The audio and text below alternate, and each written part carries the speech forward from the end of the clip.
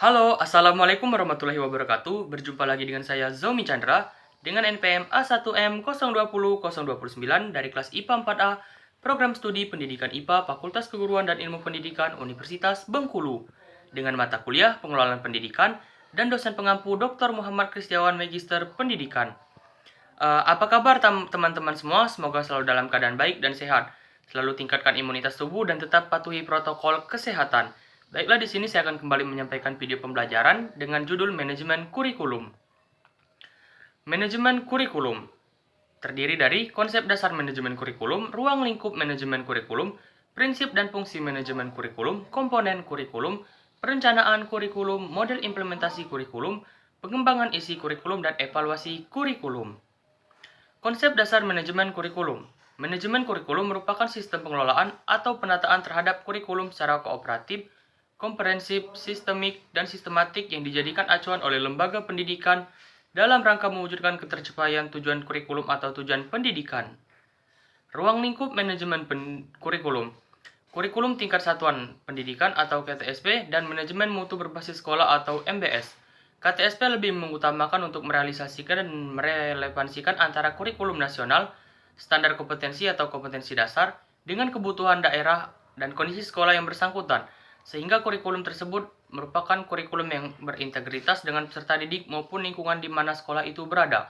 Sedangkan manajemen peningkatan mutu berbasis manajemen sekolah merupakan pendekatan baru dalam pengelolaan pendidikan yang lebih menekankan pada kemandirian dan kreativitas sekolah atau satuan pendidikan. Prinsip dan fungsi manajemen pendidikan, prinsip kurikulum dan fungsi kurikulum. Menurut Sanjaya tahun 2009, prinsip kurikulum terdiri dari prinsip relevansi, prinsip fleksibilitas, prinsip kontinuitas, efektivitas, dan efisiensi. Sedangkan fungsi kurikulum menurut Sanjaya, fungsi-fungsi kurikulum adalah fungsi penyesuaian, fungsi integrasi, fungsi persiapan, fungsi pemilihan, dan fungsi diagnostik. Komponen kurikulum terdiri dari 4 menurut Sanjaya, yaitu tujuan, isi, evaluasi, metode, atau strategi. Tujuan berhubungan dengan arah atau hasil yang ingin dicapai atau diharapkan. Isi menyangkut semua aspek baik. Evaluasi merupakan komponen untuk melihat efektivitas pencapaian tujuan. Metode atau strategi berkaitan dengan upaya yang harus dilakukan dalam rangka pencapaian tujuan. Perencanaan kurikulum terdiri dari 3, yaitu pengertian perencanaan kurikulum, perumusan tujuan kurikulum, landasan perencanaan kurikulum. Menurut Hamalik tahun 2007, perencanaan kurikulum merupakan suatu proses sosial yang kompleks yang menuntut berbagai jenis dan tingkat pembuatan keputusan. Perumusan tujuan kurikulum menurut Rosman tahun 2011 yang terdiri dari 3, yaitu sumber empiris, sumber filosofis, sumber bahan pembelajaran.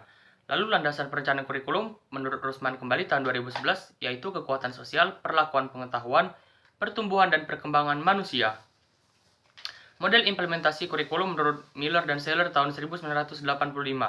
Yang pertama, The Consent Based Adaptation Model atau CBAM.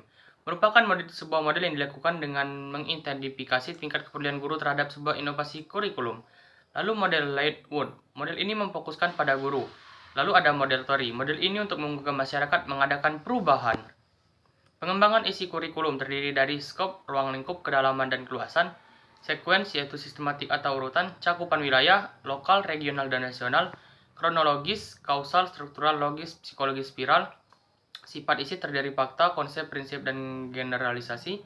Separated subject, mata pelajaran atau esensial, organisasi bahan, correlated atau bidang studi, integrated, dan tak ada batas mata pembelajaran. Integrasi aspek tertentu, tematik, gender, lingkungan, life skill, konseptual, kehidupan, alam pekerjaan. Evaluasi kurikulum, pengertian, merupakan pemeriksaan secara terus-menerus untuk mendapatkan informasi yang meliputi siswa, guru, program pendidikan, proses pembelajaran untuk mengetahui tingkat perubahan siswa dan ketepatan keputusan tentang gambaran siswa dan efektivitas program.